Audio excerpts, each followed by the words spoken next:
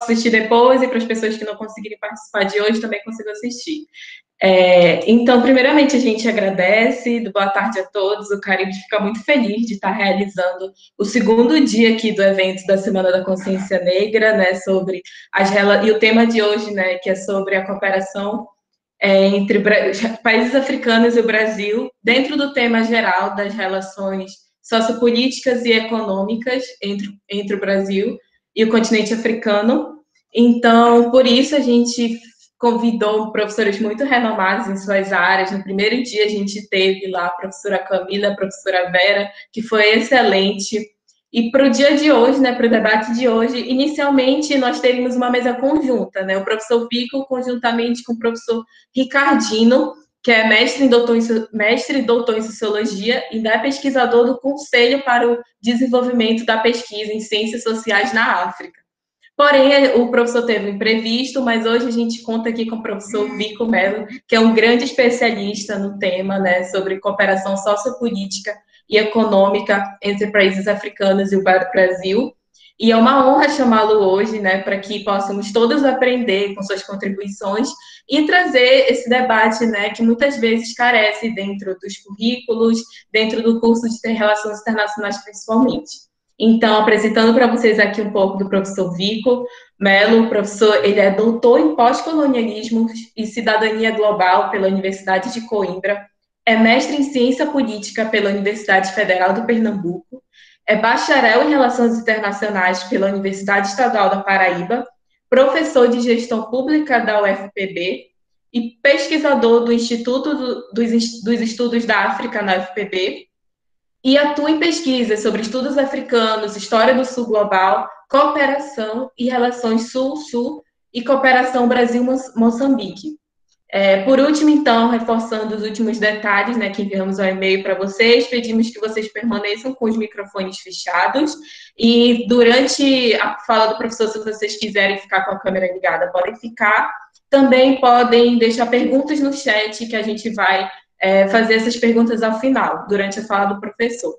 E não se esqueçam que ao final também enviarei o link para o certificado, né, do formulário, para a gente poder emitir o certificado de vocês. Então, muito obrigada, professor Vico, a gente agradece mais uma vez o seu convite, e agora eu passo a palavra para você, eu vou iniciar aqui a apresentação do PowerPoint.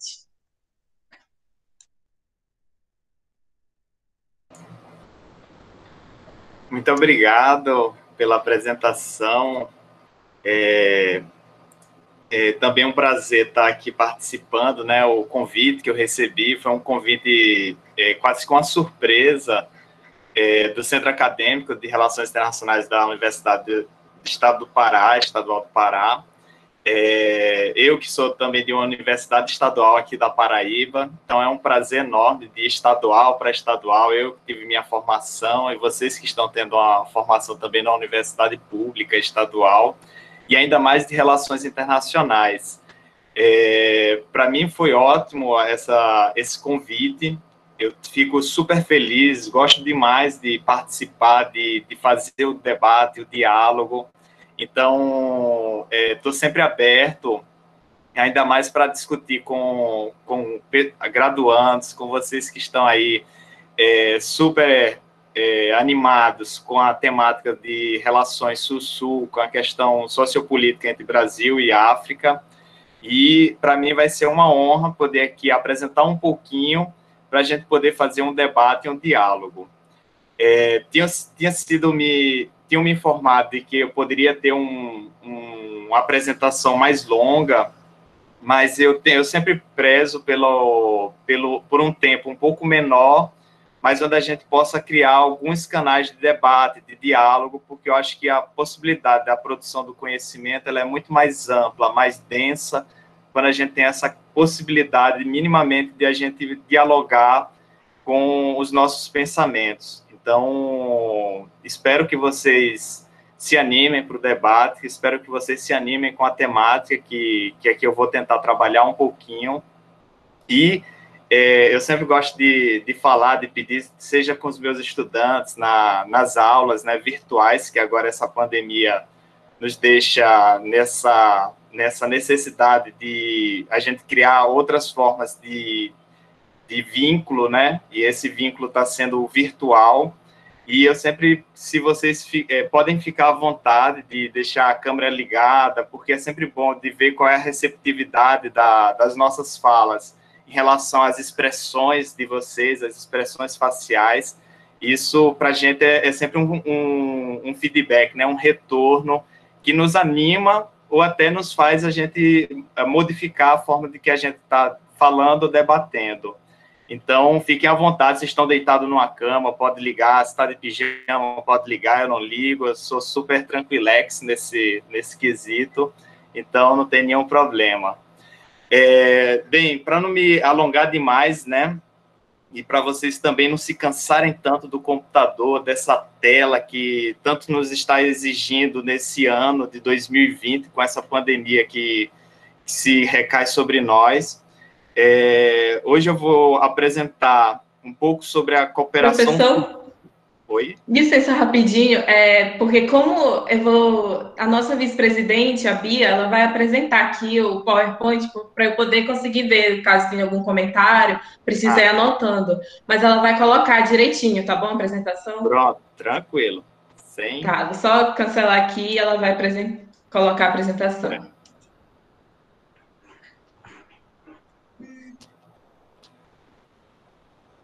Eu posso ir falando por cima antes? Pode Pronto. sim, pode. Pronto, pessoal. Então, eu pensei nesse debate de hoje para trabalhar sobre a cooperação Sul-Sul e as relações do Brasil com o continente africano. Claro que eu pensei em trazer algo mais próximo daquilo que eu comumente trabalho na minha área. E a minha área é muito mais dos pós-colonialismos, dos estudos descoloniais. E aqui eu quero trabalhar um pouco sobre a cooperação e o entendimento dessas relações Sul-Sul a partir dessa ótica, que seria uma ótica desse nosso Sul global. Então, preparei um pouquinho esse debate, e aí eu gostaria de começar com essa passagem, que é do Sukarno, que foi o primeiro líder da Indonésia e também aquele que puxou a discussão na Conferência de Bandung, em 1955, e eu acho que é importantíssimo a gente ter em vista essa declaração dele, porque nos remete muito sobre aquilo que a gente tem que discutir, do que é esse nosso sistema internacional, que tipo de sistema é esse, e como é que nós podemos pensar também cooperações para além daquilo que normalmente é colocado em cima da mesa. Então, o Sukarno ele tem essa declaração logo no início da Conferência de Bandung. Ele dizia o seguinte: esta é a primeira conferência intercontinental dos povos de cor na história da humanidade. Hoje, o contraste é grande. Nossas nações e países não são mais colônias. Agora somos livres, soberanos e independentes. Somos, novamente, mestres em nossa própria casa. E essa declaração, ela remete muito sobre algo que pouco ainda é trabalhado e é debatido nas relações internacionais, sobre o que é o colonialismo e o que representou e ainda continua a representar o colonialismo nas práticas, nas relações e nas nossas formas de pensar as relações internacionais, seja ela academicamente ou seja ela no próprio dia a dia das nossas vidas, né? Então, pode passar.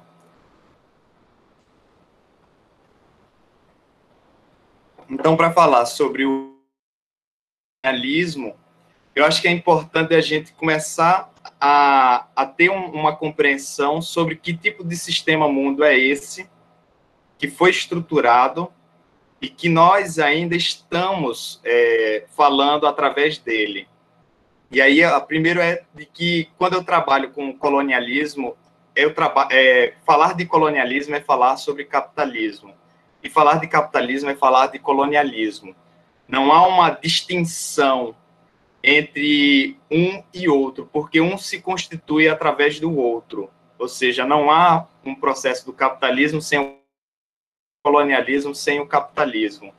E aqui ele é extremamente necessário para que a gente compreenda esse sistema mundo, que é o sistema mundo que foi sendo constituído do século XV e XVI e que é parte integrante da nossa história e das nossas vidas até o momento atual. E o primeiro ponto que eu gostaria de colocar para vocês é de quando nós falamos desse sistema, nós falamos sobre um processo que é um processo de roubo da história. Ou seja, nós, normalmente, quando estamos discutindo a disciplina de relações internacionais, a história das relações internacionais, nós quase que estamos discutindo diretamente a história da Europa. Ou seja, nós partimos do pressuposto de que a história universal é a história da Europa. E a história das outras sociedades são histórias particulares, como se estivessem dissociadas. E aqui há um questionamento que tem um grande autor que vale a pena muito vocês depois debruçarem, que é o Gunder Frank, que ele vai dizer o seguinte: a história, ela tem 5.000 ou 500 anos. E essa pergunta retórica dele nos traz um pouco uma nitidez sobre como nós ocultamos, como nós invisibilizamos as histórias que existem ao redor do globo, e nós nos focamos diretamente num tipo de história como se fosse essa história universal. E aqui é um processo constante desse roubo da história, no sentido do roubo, porque ele rouba a história de outras sociedades, assim como também ela simplesmente invisibiliza, ela oculta, ela tira de foco a possibilidade de a gente reconhecer outras histórias e outras possibilidades que foram construídas por sociedades ao longo de toda a história humana. Então, acho que esse é um ponto que é interessante a gente começar a compreender de como é que o colonialismo ele vai se estruturando como sendo um sistema mundo e como ele também vai nos colocando não só numa lógica física, que a gente pode observar, mas ela também adentra numa perspectiva simbólica, mental. Ou seja, o colonialismo ele vai para diversas áreas, não só do conhecimento, mas ela também é da área que é da economia, é da política, e é isso que a gente vai tentar compreender um pouco para que a gente possa fazer esse debate aqui. Mas o colonialismo, para ele se estruturar, ele não necessita exclusivamente de um processo de invisibilização ou de roubo da história de outras sociedades. Ele precisa também promover um processo que é de classificação, ou seja, inicia um tipo de prática que classifica e hierarquiza sociedades perante outras. Então, o colonialismo ele parte do seguinte pressuposto: eu preciso fazer uma distinção nítida entre o que é o mundo humano e o mundo natural, para que eu tenha o primeiro processo também de acumulação e desestruturação de outras formas de sistemas que existiam ao redor do globo, e aí principalmente no continente latino-americano e no continente africano. Então, aqui, o que é do mundo humano é considerado enquanto superior, e o que é do mundo natural, da natureza, ela vai ser considerada como algo inferior, algo que tem que servir ao próprio desenvolvimento humano. Então, aqui há um processo de classificação e hierarquização. O que é humano, produto da cultura, é algo superior ao que é o mundo da natureza e do natural. E para menos que a gente vai entender o porquê de a gente estar discutindo sobre, por exemplo, a crise ecológica mundial. E esse é um dos debates. O segundo é de que o colonialismo ele precisa também criar um processo de classificação e hierarquização dentro daquilo que a gente conhece da entidade humana, para que ele tenha a legitimidade para o processo da exploração e da acumulação. Então, sociedades, elas serão agora classificadas, hierarquizadas como sendo algo humano ou não humano ou sub-humano. E aquilo que é considerado como não humano, sub-humano, ele é vinculado diretamente a uma lógica de natureza. Então, veja que a classificação humano e natural e humano-humano, eles vão ter um processo de vinculação. Ou seja, quando se chega a conquista das Américas e o processo de domínio no continente africano, a Europa começa a construir uma classificação daqueles que são vistos dentro dessas terras, as populações ameríndias, as populações africanas. E aqui é uma constituição entre o que é o civilizado e o que é o selvagem. Aquele que está no mundo humano, no mundo da civilização, no mundo da racionalidade, e aquele que está no mundo da natureza e é classificado diretamente como sendo o selvagem. Se é o selvagem, não é racional. Na própria frase do Descartes, né, penso, logo existo, o penso, logo existo, parte do pressuposto de que quem é humano tem racionalidade. Se tem racionalidade, pensa. Se pensa, existe. E se você não pensa, não tem racionalidade, você não é humano. Você é jogado diretamente para uma linha da natureza, do mundo da natureza. Não é para menos que quando nós falamos vocês estudam no colégio, né, da literatura, quando é do movimento indigenista, no Brasil é do bom selvagem, ou seja, sempre remetendo aqueles que são classificados pelo colonialismo como estando fora do mundo humano, da humanidade, e aqui sendo parte do produto da natureza. E se é da natureza, tem a possibilidade da exploração e da utilização massiva dessa mão de obra como sendo uma mão de obra escrava. E aí é onde o Achille Mbembe, um autor camaronês, ele vai falar sobre como o colonialismo ele faz a primeira constituição do mundo moderno colonial, ou seja, esse mundo que nós conhecemos. E essa primeira constituição é a construção desse mundo a partir dessa diferença colonial. É a construção da raça como sendo aquela que vai decidir quem é que está apto a ser escravizado e quem é que não está apto a ser escravizado. Um, porque está ligado ao mundo humano, e o outro porque não está ligado a esse mundo humano, e sim ao mundo da natureza. Então, esse é o primeiro ponto que é central na constituição desse sistema mundo que nós vivenciamos. A raça e o racismo serão partes integrantes do colonialismo. O colonialismo e o capitalismo existem, criam o seu processo de acumulação e de riqueza a partir do projeto da construção da raça e do racismo, e aí a escravidão como sendo também central nesse projeto do sistema mundo moderno colonial. Então, a raça e o racismo, eles serão partes integrantes no sentido de que o colonialismo ele vai começar a construir no mundo da vida agora o lugar do mundo da morte. Ou seja, por que é o mundo da morte?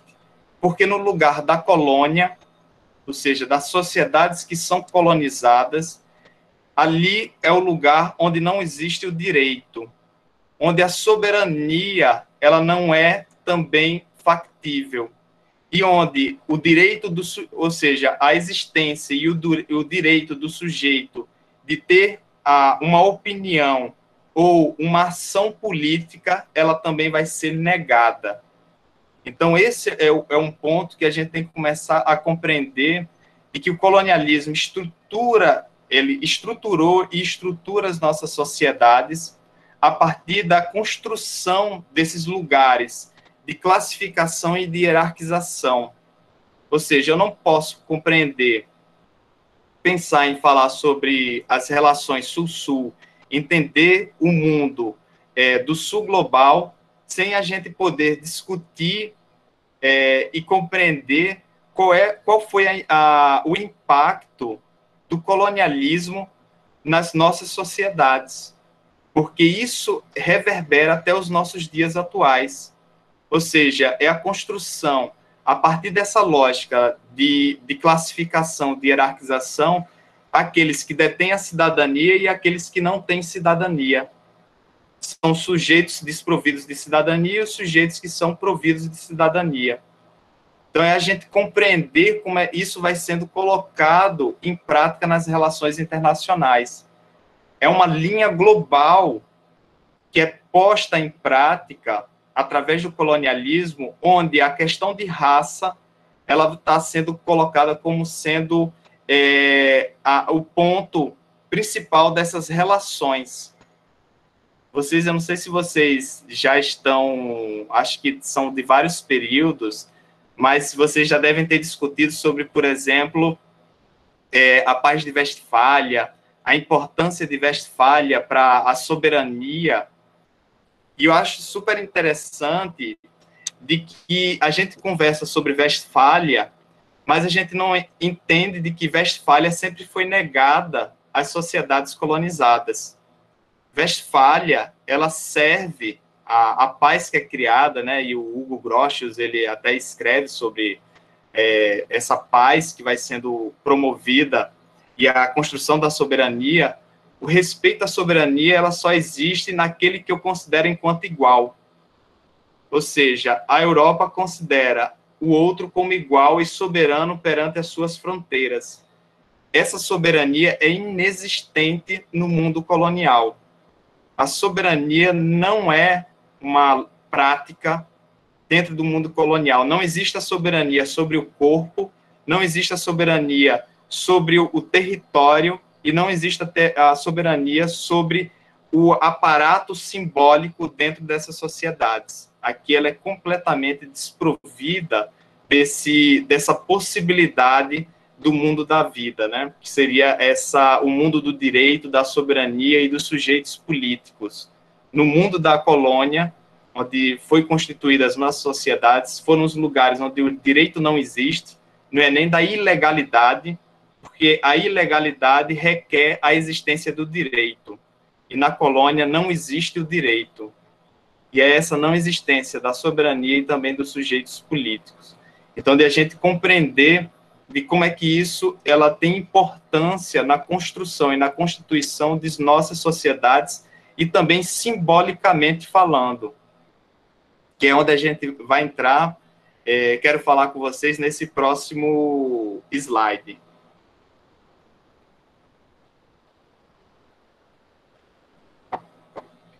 Pessoal, se vocês também quiserem falar, ou na hora que eu estiver falando,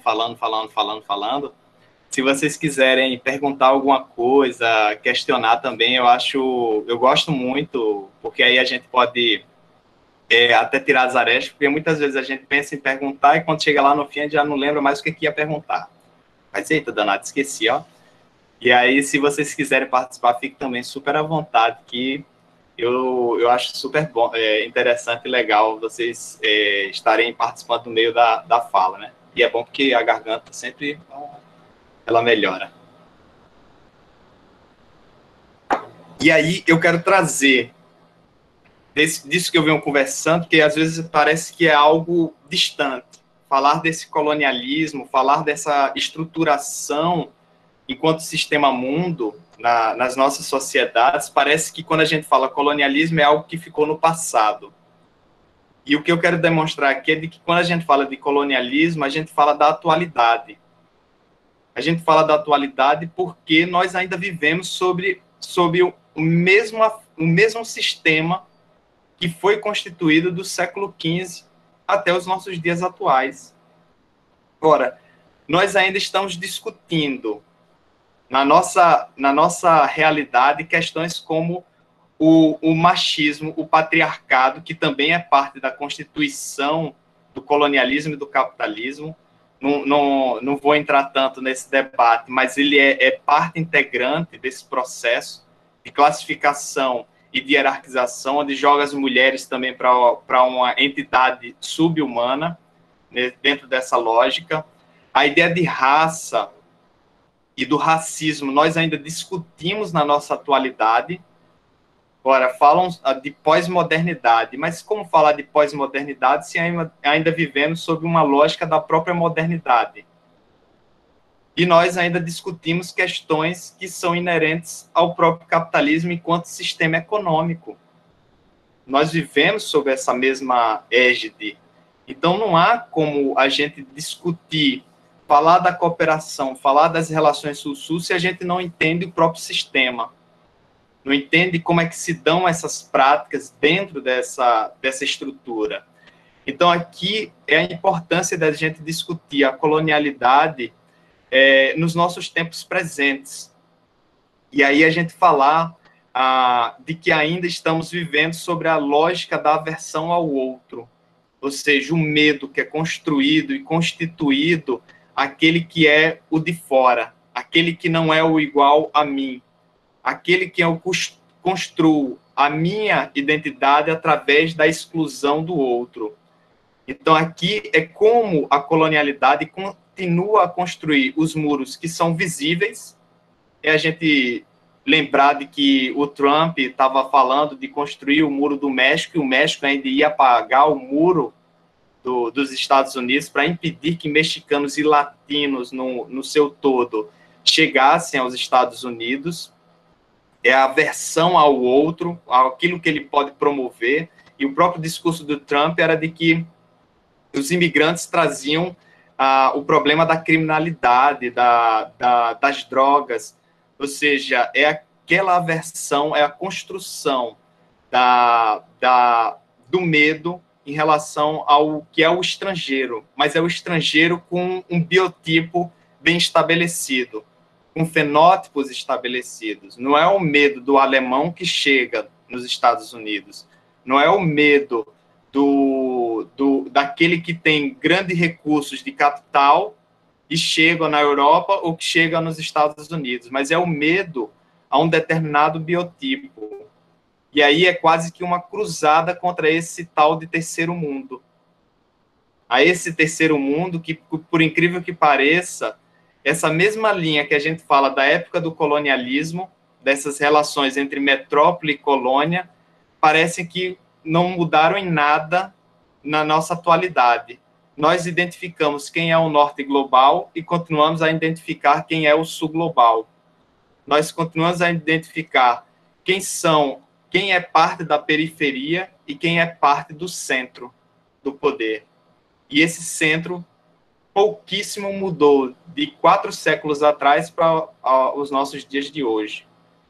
E aqui, essa cruzada do terceiro mundo, e aí o crescimento, o recrudescimento também daquilo que nós temos enquanto xenofobia, do racismo e da islamofobia. Ou seja, sempre a caracterização de quem é o outro, e o outro classificado como não sendo o branco europeu ou de classe alta.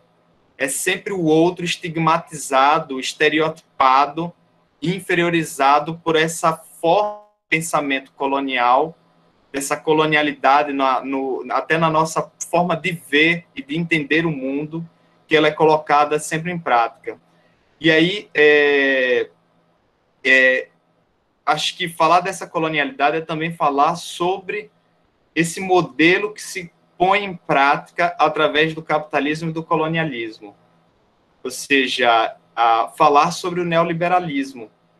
Muito se falou, até acompanhei umas discussões, porque teve um pessoal que estava comemorando a derrota do Trump, e aí vinham as outras pessoas e diziam, não, mas você agora está comemorando o bombardeio mais bonitinho, a imposição, o imperialismo mais bonitinho.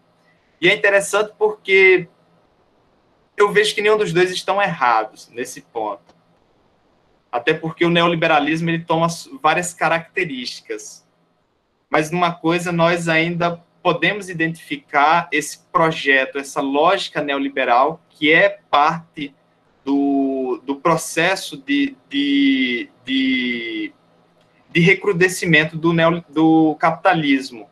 Ou seja, o neoliberalismo, ele mais uma vez começa a construir e a instituir no mundo da vida como sendo o mundo da acumulação. Eu não sei se vocês conseguem perceber de que o neoliberalismo ele põe em prática aquilo que nós vimos através do próprio colonialismo em si.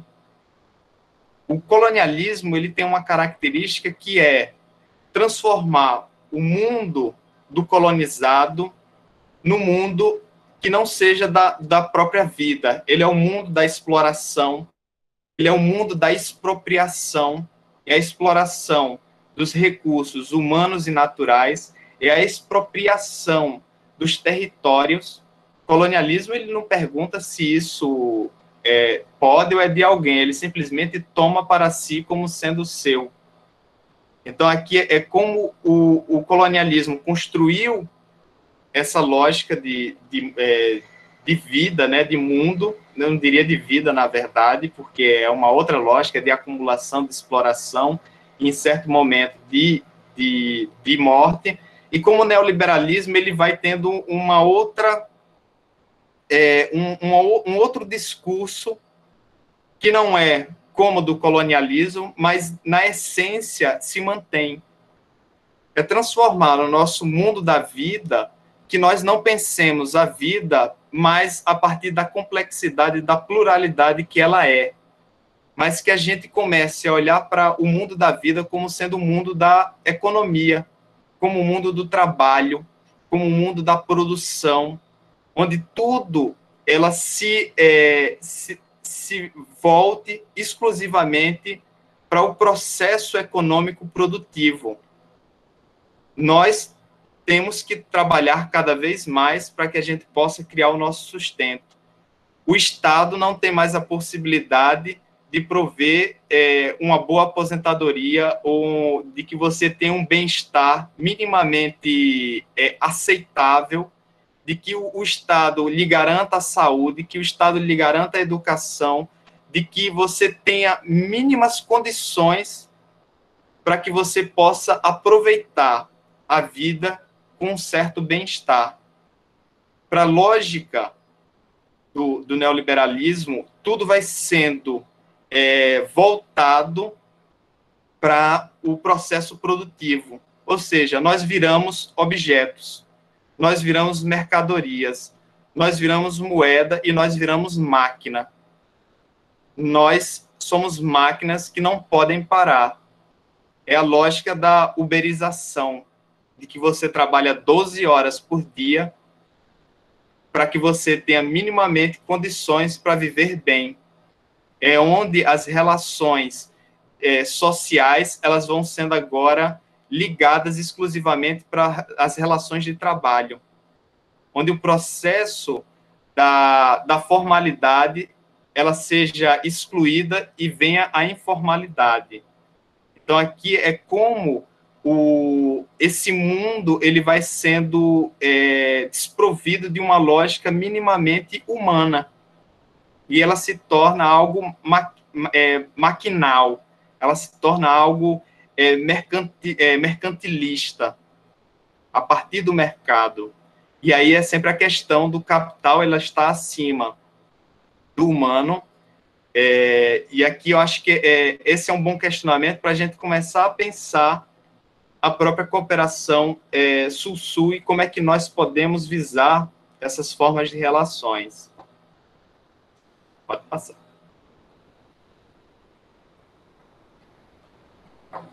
Tá tranquilo, pessoal? Tá viajando demais, não? Esse professor tá viajando, meu Deus. Vocês fiquem à vontade. Eu já vi aqui o retrato do colonizado e do colonizador. Isso, Beatriz. Esse é um texto do Albert Memmi, o livro dele, né, um livrinho bem pequenininho, é um livro fantástico.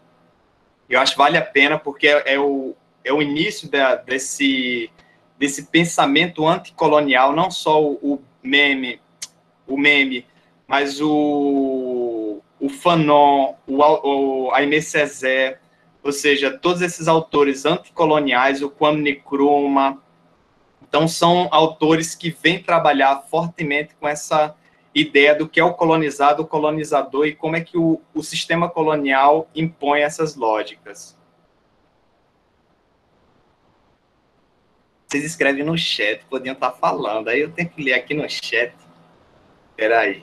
Se você quiser que eu leia para você, professor, para todo mundo escutar também, né? Melhor. Você quer responder agora ou somente no final? Deixa eu só dar uma olhadinha aqui. Se tiver ainda na parte da apresentação, aí eu vou deixando e aí eu falo mais se for na apresentação, mas deixa eu ler aqui.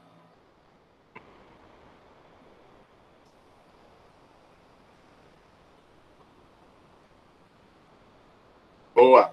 Vou deixar mais para frente porque a gente vai tocar nisso. Beleza, Gabriel? Então, eu entro nessa discussão e a gente tem esse arcabouço teórico, né, do que foi o colonialismo, do que ele representou. E aí, de a gente começar a discutir sobre qual é a importância, o que foi essa cooperação Sul-Sul, se ela simplesmente foi algo igual como qualquer outra forma de relação ou cooperação, se ela trouxe algo diferente, ou se a gente também pode avançar para além dela. E aí, eu sempre gosto de discutir sobre a questão de Bandung. Ou seja, não sei se vocês já passaram por história das relações internacionais, e normalmente nas disciplinas de HRI, né, se passa um pouco por cima desses temas, porque a academia está muito mais ligada a discutir as lógicas dos grandes poderes. É quase que o pessoal tem um desejo sobre guerra, sobre grandes poderes, sobre momentos paradigmáticos, né? A palavra até é bonita, o paradigma. Mas pouco a gente trabalha sobre essas temáticas que dizem sobre o mundo da periferia. E esse é o nosso mundo, esse é o nosso lugar de que a gente fala. E aí a importância do que foi Bandung, a construção de uma conferência que se deu pela primeira vez na história desse sistema que nós conhecemos, uma junção dos líderes das nações que tinham acabado de se descolonizar, se tornado independente, além de outros delegados de nações que estavam no processo da luta de libertação contra as potências coloniais. Então, isso ele gera um grande impacto. Primeiro, porque Bandung representa um outro tipo de perspectiva. Ele diz o seguinte: a discussão e o embate entre União Soviética e Estados Unidos, ele tem a sua importância, mas ela não é única e ela não é exclusiva nas relações internacionais. Há algo para além desse embate.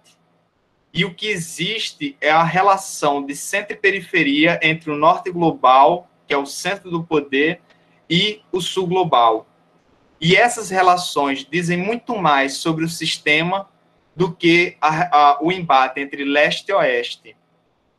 Porque a lógica de centro e periferia, ela se sobrepõe ao embate entre o bloco capitalista e o bloco comunista. Até porque, se a gente observa as lógicas das relações de poderes e os processos coloniais implementados não só pelos Estados Unidos, mas pela União Soviética em outros contextos, eles representaram também lógicas imperialistas.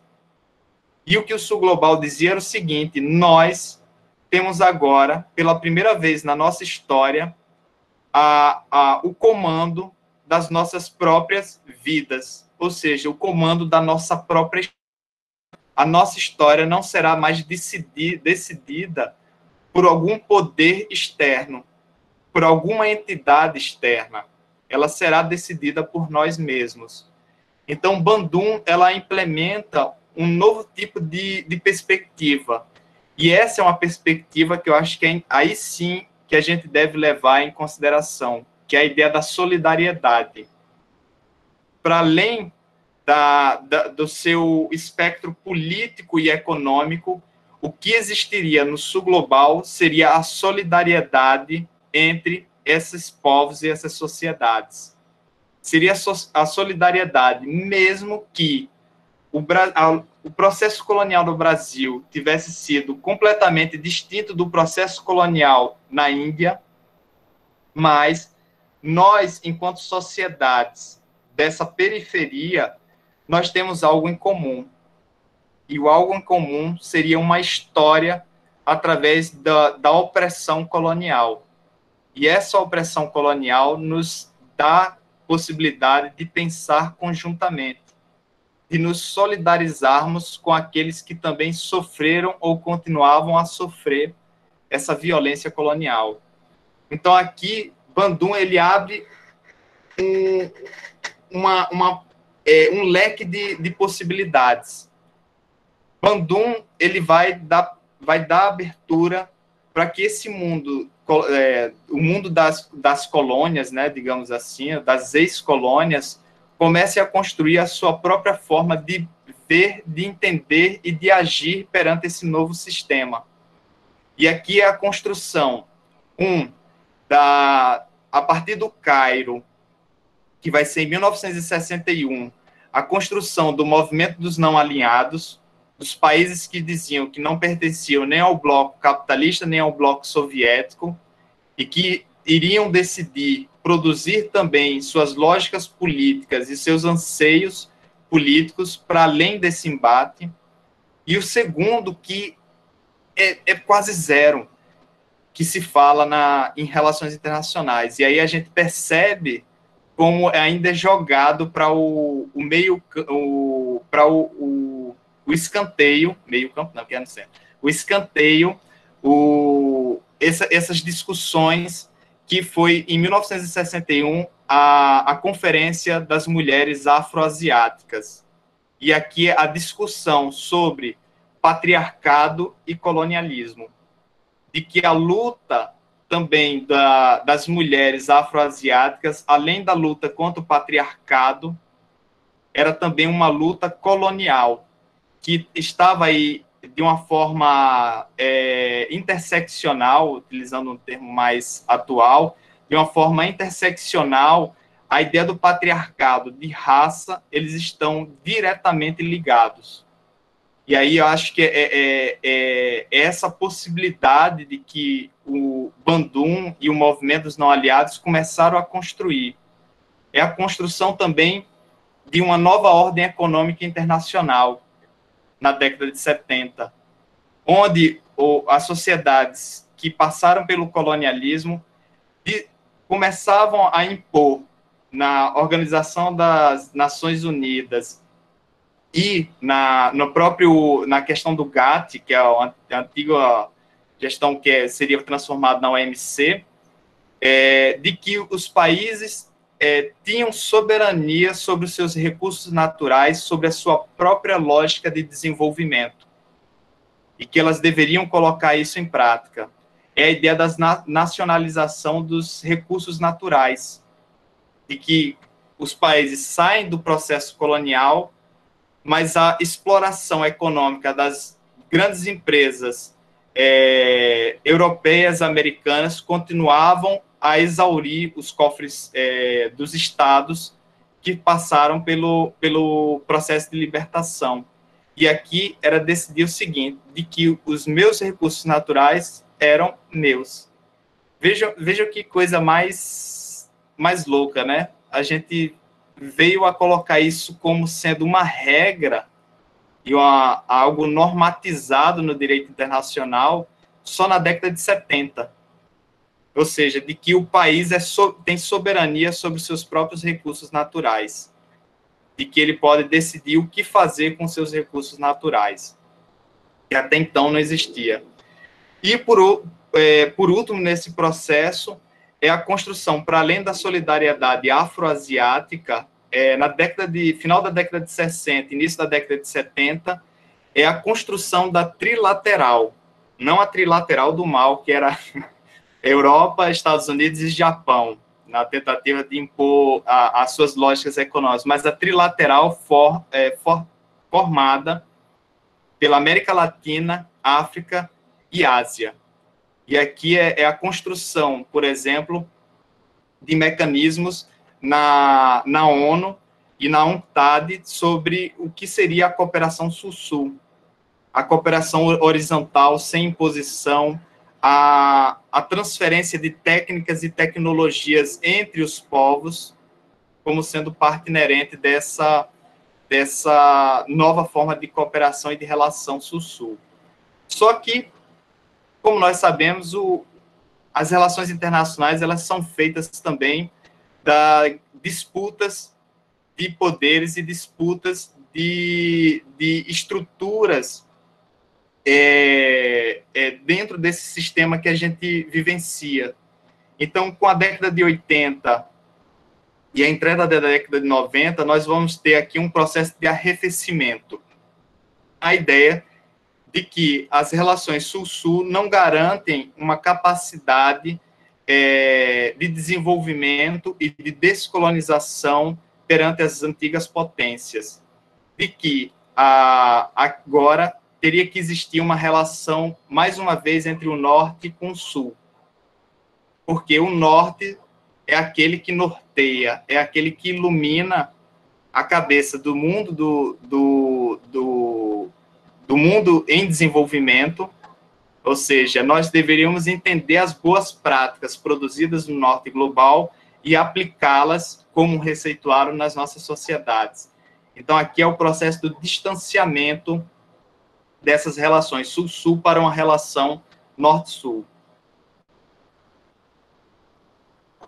E aí a gente vai ter, mais uma vez, com relação ao continente africano, que nós tivemos na década de 60 e 70, uma aproximação fortíssima, mesmo com os governos militares, né, na ditadura militar, nós tivemos uma aproximação, e aí é muito mais uma aproximação por uma característica econômica, produtiva no Brasil, dessa aproximação com os países africanos, mas mesmo assim houve um processo de reconhecimento político com as nações recém-independentes e também político nas decisões na ONU e no Conselho, na Assembleia Geral da ONU. Mas na década de 80 e 90 a gente vê um arrefecimento, por parte das crises, né? Crise das dívidas, crise financeira dos países e a necessidade de estar, mais uma vez, voltado a essas organizações internacionais, principalmente Fundo Monetário e Banco Mundial. E aí, mais uma vez, colocando em prática as reformas políticas, administrativas e econômicas que eram pautadas por esses organismos. Isso tanto no Brasil como em vários contextos africanos. Então, há um processo de distanciamento para a construção dessa nova realidade, dessa nova lógica. E aí a gente tem, a partir do século XXI, um novo suspiro. É quase que renascendo um processo de aproximação e que seria de uma consolidação do Sul global como sendo aquele nosso norte, ou seja, o Sul seria o nosso norte, na verdade, para o desenvolvimento de nossa sociedade e um processo que seria mais amplo para além da nossa sociedade. E aí até eu coloquei aqui brincando, seria o velho novo espírito de Bandung, esse aprofundamento, e esses aprofundamentos eles vão ser por um processo de aprofundamento das crises provocadas pelas reformas administrativas e econômicas colocadas em práticas pelo Fundo Monetário Internacional e pelo Banco Mundial, e as sociedades visando uma outra forma de desenvolvimento. E aqui é quase que começa a haver uma viragem política na América Latina, na África, e também aqui um processo de aumento de poder no contexto asiático, que gera agora um novo caldo para que isso possa começar a ser colocado em prática nas relações internacionais. Então, há um movimento político nessas sociedades que abre a possibilidade desse aprofundamento das relações Sul-Sul. E aí eles entram com uma linha-chave, que é a contestação da velha ordem internacional. A velha ordem não pode mais responder aos desejos, anseios e às realidades existentes no sistema internacional. E aqui é a exigência, por exemplo, da transformação do Conselho de Segurança da ONU, a sua ampliação, a sua reformulação, aqui a construção de novos organismos de cunho Sul-Sul, e aí as suas lógicas de coalizão serão eles o IBAS, que seria a coalizão formada por Índia, Brasil e África do Sul, atuando fortemente na área de medicamentos, na área de saúde e saneamento, e uma organização que tem uma característica completamente distinta, por exemplo, do BRICS, porque ele surge a partir de uma outra lógica de cooperação, que ela não é exclusivamente econômica ou produtiva.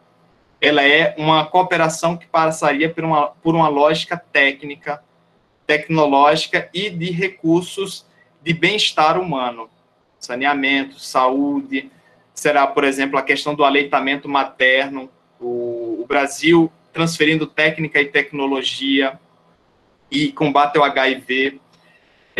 E aí a gente tem outras formas de coalizões, que é uma discussão que é importante se colocar o BRICS, o G20, que tem muito mais uma questão econômica produtiva, o G20, que aqui é o G20 comercial, não o G20 das 20 maiores economias, é o G20 criado pelas 20 maiores economias do mundo em desenvolvimento para impedir a liberação dos mercados industriais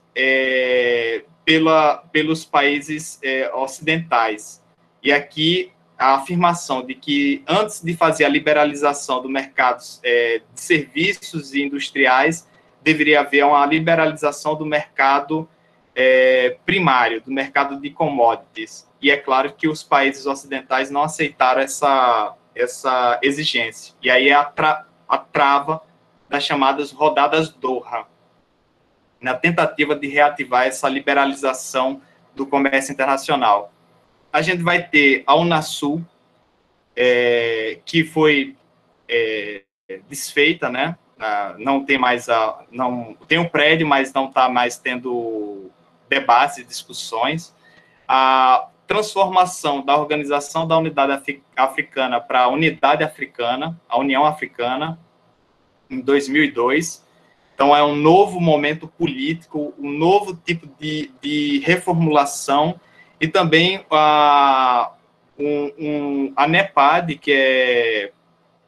que foi instituído na União Africana como sendo a nova economia para o desenvolvimento africano.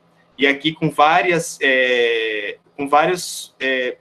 questões, várias prerrogativas, perspectivas de produção de um desenvolvimento que pudesse ser mais endógeno a partir da África e para a África. Então, aqui é um momento que também está o continente africano produzindo essas novas perspectivas. E aí, como é que nós podemos enxergar e compreender a cooperação Sul-Sul na atualidade? E essa é uma reflexão para a gente. Eu não quero responder isso agora. Como é que nós podemos enxergar e compreender essa cooperação Sul-Sul na nossa atualidade? Então, fica para vocês refletirem e a gente poder debater. E eu já estou acabando, hein, pessoal? Não vão dormir, não. Calma lá, tá chegando. E aí, eu trouxe aqui uma coisa para a gente discutir, que é falar da cooperação Sul-Sul. Por muito tempo, ela foi uma discussão, mais uma vez, vinculada ao debate econômico produtivo. Ou seja, a cooperação Sul-Sul, ela consegue quebrar as velhas lógicas de opressão que o colonialismo implicava nas sociedades colonizadas, e aí principalmente as relações ou a cooperação norte-sul, ou a cooperação sul-sul, ela reproduz as velhas lógicas de imposição. E esse é um debate que eu acho que é super importante, porque a gente também tem que refletir que tipo de cooperação, que tipo de relação nós queremos com o sul global. É simplesmente para um aumento de poder nacional, de um poder produtivo, ou é algo que é algo além, é algo que perpassa essa lógica produtiva e econômica, porque senão nós ficaremos ilhados nesse processo. Nós seremos, quase como nós falamos, um país subimperialista. Ou seja, que tipo de desenvolvimento, que tipo de reflexão, de relação e cooperação que nós queremos. E aí eu acho que é importante isso, porque a gente tem que partir também num pressuposto que a gente precisa descolonizar. Nós precisamos descolonizar as práticas, mas não só a prática. Nós precisamos descolonizar os saberes. Aquilo que está no âmbito mental. E aí eu acho que o primeiro passo que a gente tem que fazer isso é construir o que o Cézanne fala de um universalismo depositário de todos os particulares. É a gente reconhecer de que não existe um universal abstrato, de que o universal é a congregação de vários particulares, onde eles podem construir esse diálogo horizontal entre os diversos saberes. Então, esse eu acho que é um ponto que a gente tem que colocar em prática. É começar a questionar, refletir esse tal universalismo abstrato que nos impõe, seja ele o universalismo do saber, o universalismo cultural. Nós temos que começar a trabalhar esse universalismo que seja o depositário de todos os particulares. E isso nos leva, consequentemente, a fazer um movimento que um autor queniano que eu gosto muito, que é o Ngugi wa Thiong'o, ele fala de mover o centro. É mover o centro para outros polos de saberes, para outros polos de conhecimento. É para além dos muros disciplinares. Ou seja, é a gente quebrar isso que se construiu, não só nas relações internacionais, nas próprias ciências sociais, nas ciências humanas, como sendo aquilo que nós temos como a ciência mais fidedigna, a melhor ciência, o melhor conhecimento, e aquilo que nós colocamos de lado porque ela não seria tão interessante, tão precioso para os debates epistemológicos. Então, é a gente romper. Eu sempre gosto de nisso falar a gente sempre tem Instituto de Altos Estudos. Todo mundo é Instituto de Altos Estudos. E aí eu queria saber o que seria um Instituto de Baixos Estudos, né? Mas aqui já se cria uma perspectiva de que existe algo que é alto, ou seja, da alta capacidade epistemológica, e aquilo que seria da mais baixo. E a gente sabe que o que é considerado enquanto o mais baixo dentro da pesquisa acadêmica e epistemológica. E o outro é o processo também desse reconhecimento do outro. Ou seja, começarmos a perceber de que as relações internacionais e a cooperação, ela passa para além dessa relação que é normalmente comum, que seria a relação entre o norte e o sul. Nós sempre buscando esse tal mundo europeu, branco, o mundo dos direitos humanos que é construído na Europa, a Europa como lugar dos direitos, e nós, o terceiro mundo, lugar dos não direitos, né? Pelo menos quando a gente fala em terceiro mundo, a gente só pensa em coisa ruim. Quando a gente fala em primeiro mundo, a gente já pensa na Torre Eiffel, e como é chique de estar lá no lugar do reconhecimento dos direitos. Mas aqui é esse reconhecimento, e esse reconhecimento passa também pelo processo de entender, compreender e fazer algo que o Boaventura ele fala que pensar a partir do e para o sul global. Ou seja, nós temos que iniciar esse processo, entender a complexidade de nossas sociedades e também das nossas relações entre intrasociais e também externamente.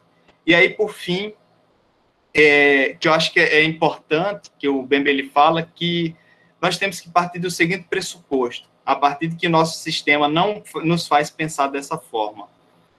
Nós temos que entender de que nós vivemos num mundo em comum. Nós vivemos num único mundo possível e disponível. Não existe qualquer mundo para além desse mundo. Apesar da ficção científica, imaginar a gente viajando para outros planetas, isso não está nem próximo da realidade daqui a 1000 anos, pelo menos. Mas é de que nós temos que começar a produzir uma relação e um projeto de cooperação que passe também pelo processo da reparação, da restituição e da reciprocidade como ganho comum para a humanidade. Ou seja, nós temos que nos restituir enquanto sociedade. Nós temos que nos reparar e temos que criar uma lógica de reciprocidade para com o outro. Sem a reciprocidade, não há possibilidade de um ganho em comum. E aí é esse projeto de um mundo comum. É a partilha. Nós partilhamos.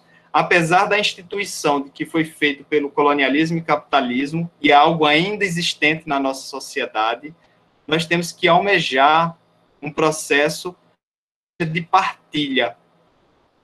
Nós temos que romper com as fronteiras que foram criadas por essa lógica colonial, pela sua lógica de hierarquização e de classificação.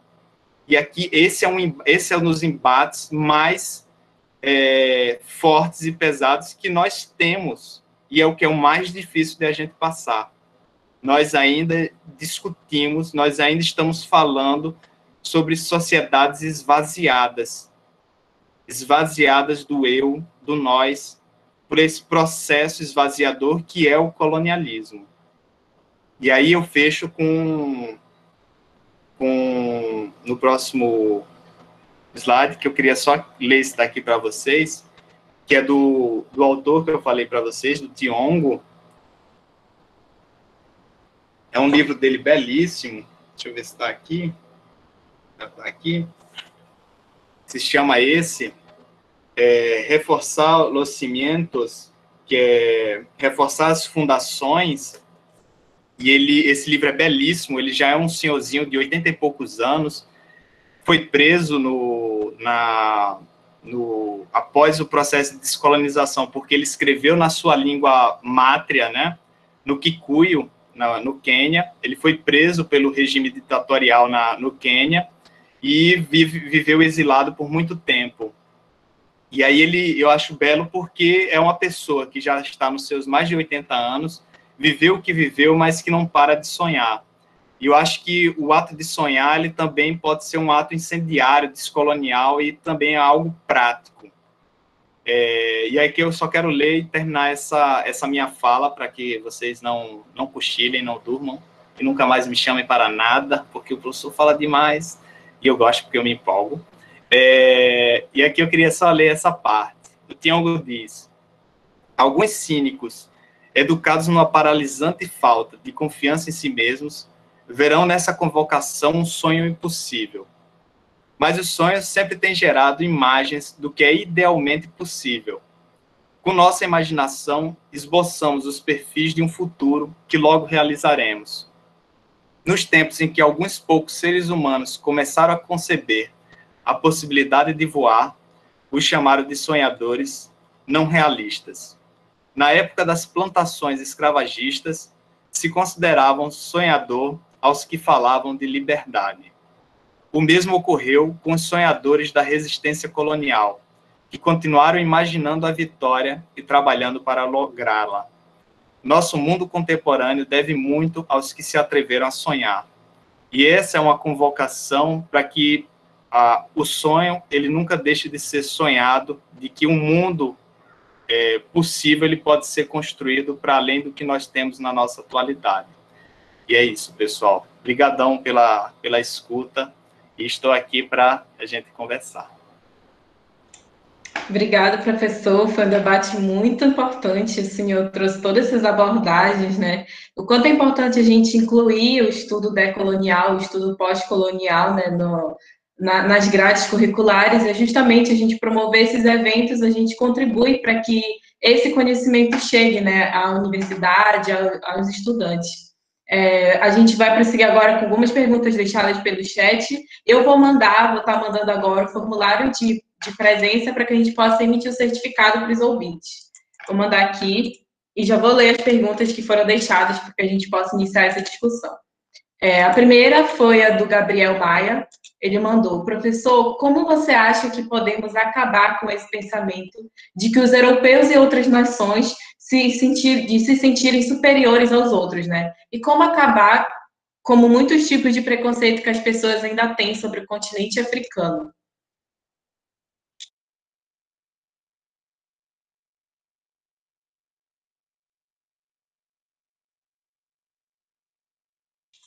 Prosseguir com a outra pergunta aqui, aí se o senhor quiser já fazer ela junto, a outra foi da Lara Cândido, que perguntou: professor, como pensar uma cooperação sul-sul se esses países ainda são muito dependentes? Passo a palavra para você, professor. Deixa eu só colocar aqui, porque aí eu fico sempre olhando para a perguntinha. Foi o Gabriel e a Lara. Gabriel e Lara, eu acho que uma pergunta e a resposta a uma delas vai acabar tocando no que vocês perguntaram. Eu gostei muito, porque essa é uma sempre das dúvidas que se coloca sobre nós, né? Uma é como é que a gente pode acabar com esse pensamento de superioridade, inferioridade, e como acabar com esses preconceitos em relação ao continente africano. Esse não é um processo fácil, a gente não é algo que não é utópico no sentido dessa utopia abstrata. Eu acho que a gente tem que ter sonhar, mas entender a realidade que a gente vivencia. Ou seja, até porque aí a gente pode potencializar o próprio sonho. Mas essa questão sobre como é que nós podemos acabar, a gente entender de que ainda é algo enraizado na nossa sociedade. Falar sobre a questão do racismo, falar sobre a questão do machismo, a gente falar sobre as relações que nós temos racistas em relação à África.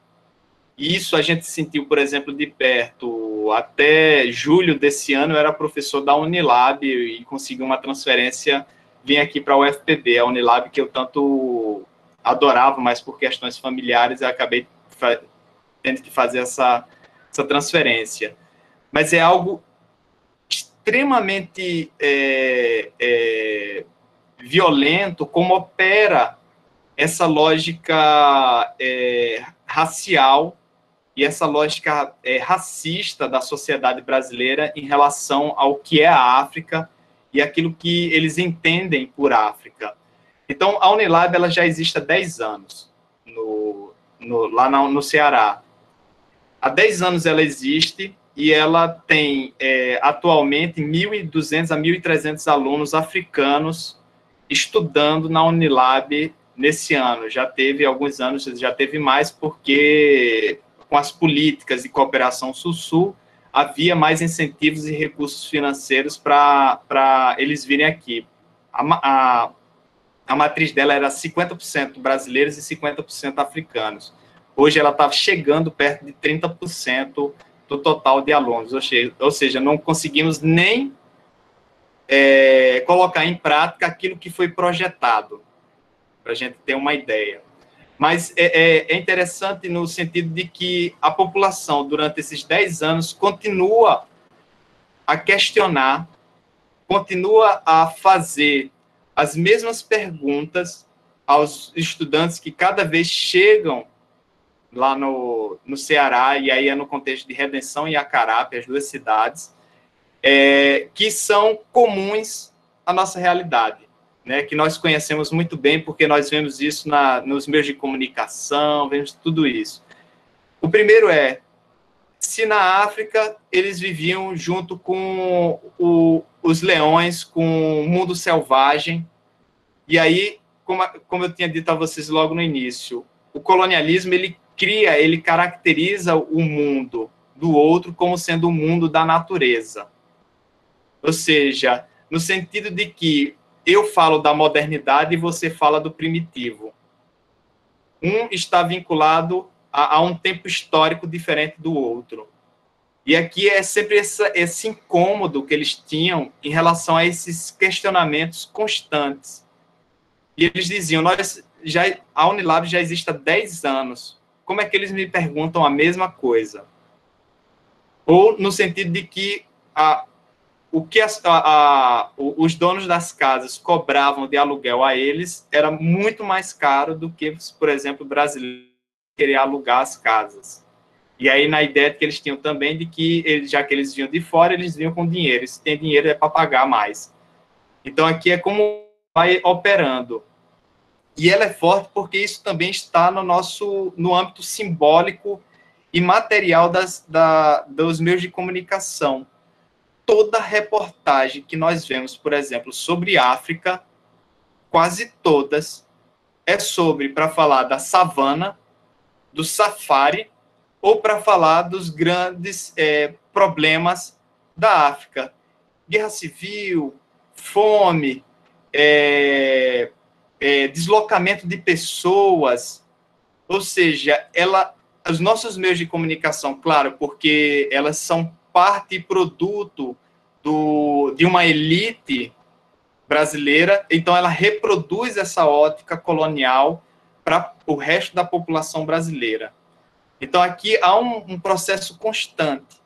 E eu acho que à medida que a gente tem que começar a quebrar com isso, o primeiro nós temos que refletir sobre um discurso totalizador que invisibiliza outras realidades. Ora, se nós falamos do Brasil e nós achamos ruim quando falam que o Brasil é favela, que o Brasil é só tiroteio, nós não entendemos que o Brasil é mais complexo do que o que se passa nos meios de comunicação, se passa fora do Brasil, nós também começarmos a refletir que toda a sociedade, toda, sem exclusão, também tem suas próprias complexidades. Tem os seus problemas que são inerentes a elas, mas também tem as suas qualidades, tem as suas próprias lógicas de pensamento, de desenvolvimento. Há um tempo, quando eu tinha uma turma, eu dava aula numa universidade particular, em Caruaru. Eu sempre, quando ia começar a minha disciplina sobre relações internacionais na África, eu trazia algumas fotos para que eles me dissessem de que lugares eram aqueles.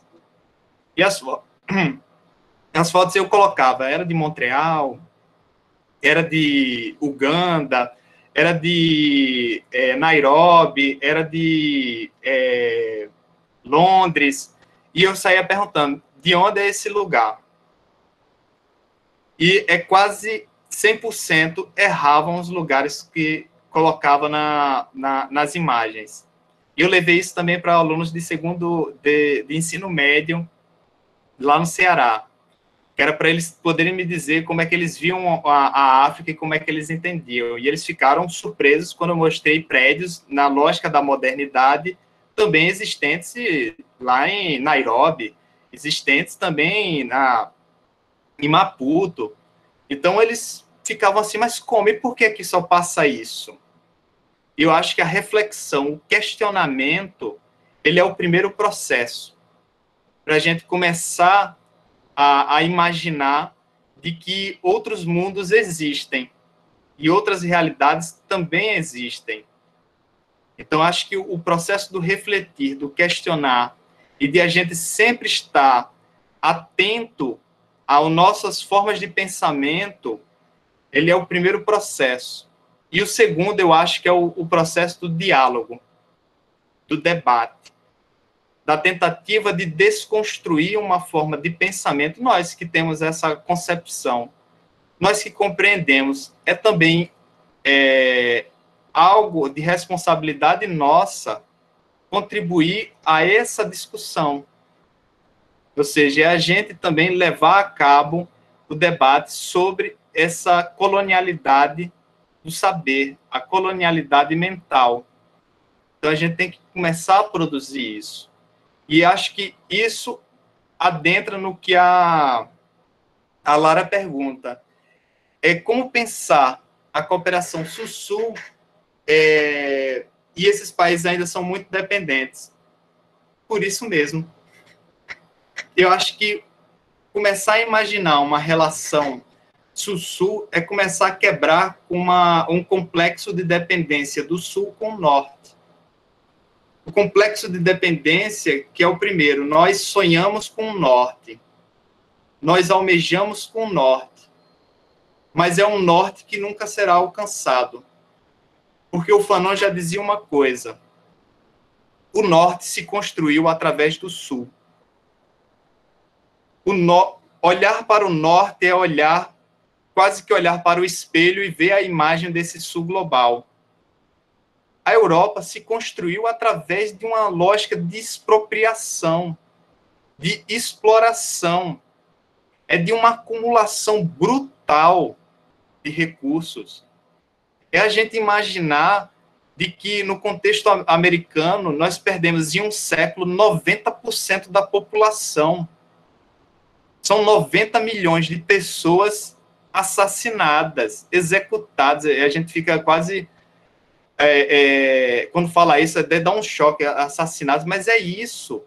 O colonialismo foi uma violência brutal, não só em termos materiais, da destruição do outro, mas é também da destruição que foi simbólica, cultural, histórica. É você ir em cidades, se vocês pesquisarem, a cidade do México, ela foi construída sobre a antiga cidade asteca. Vocês têm noção de que violência é essa? Ou seja, eu me considero tão superior que eu construo com aquilo que eu destruí dessa antiga sociedade, eu construo a minha nova sociedade em cima dessa antiga. E hoje em dia as escavações vão mostrando templos debaixo da cidade do México. E isso é violência também, isso é colonialismo. Uma se colocando superior à outra. Então, a cooperação Sul-Sul, ela tem que não ser única e exclusivamente, e aí, mais uma vez, o pessoal vai dizer, mas é utópico, é sonhador. Ela não pode se colocar nos mesmos padrões econômicos produtivos que foram postos em práticas pelo norte global, pela lógica do capitalismo e do colonialismo. A produção de uma relação Sul-Sul, de uma cooperação Sul-Sul que vise um desenvolvimento real, ela passa pelo reconhecimento e pela reciprocidade dessas outras sociedades. E aqui é uma possibilidade horizontal, uma construção horizontal de relações.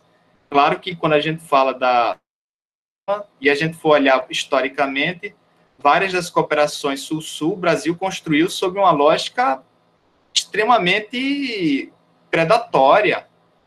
O Brasil, em Moçambique, estava tentando colocar em prática o pró-savana, que era transformar a savana moçambicana no estilo do cerrado brasileiro. E nós vemos o que é o nosso belo exemplo aqui no Cerrado e a destruição que foi com o Prodecé, que foi o agronegócio nessa região. E isso nós queríamos exportar em vista do capitalismo brasileiro, querendo expandir as suas lógicas de apropriação e de acumulação para outras sociedades. Por sorte, por uma lógica de cooperação entre movimentos sociais no Brasil e Moçambique, conseguiram barrar o projeto, que era Brasil, Moçambique e Japão. E aí o Moçambique desistiu, de uma vez por todas, de colocar em prática o projeto que ia deslocar milhões de pessoas. Então, a gente entender que existe a complexidade, mas existem também outras formas de relações, que vão para além, por exemplo, do Estado. São relações de movimentos sociais. É como se pode fortalecer em vista de um processo de resistência, de construção também de outras realidades possíveis. Não sei se... Foi ótimo, professor. A gente passou um pouquinho aqui do nosso tempo, né? Mas com todas essas contribuições, né, que você fez foram essenciais para que a gente passasse mais esse tempinho aqui. A gente agradece, né, eu, Giovana, em nome do Caribes, né, como presidente do Caribes, do Centro Acadêmico de Relações Internacionais da Universidade do Estado do Pará. Agradece mais uma vez a sua participação e a participação também de todos que estão presentes até aqui até agora, né? A gente fica muito agradecido por estar realizando essa Semana da Consciência Negra, trazendo esse debate tão importante. E reforça que na sexta-feira a gente vai ter o nosso último dia, né, a última mesa, com o professor pós-doutor em Geografia, professor Ayala Colares, que é aqui do Pará, aqui de Belém. Ele vai falar sobre as ações de necropolítica por parte do Estado brasileiro. Então, a gente convida a todos que já estão aqui, não se esqueçam de participar da sexta também. A gente vai enviar o e-mail certinho para vocês. E não se esqueçam de assinar o formulário. E, por último, a gente vai também disponibilizar, vai estar disponibilizando no YouTube todos esses 3 dias de gravação, a partir de hoje, aqui de em diante, né? Todos os próximos eventos do Caribes estarão sendo disponibilizados no YouTube também, para que vocês possam assistir depois. Muito obrigado, professor.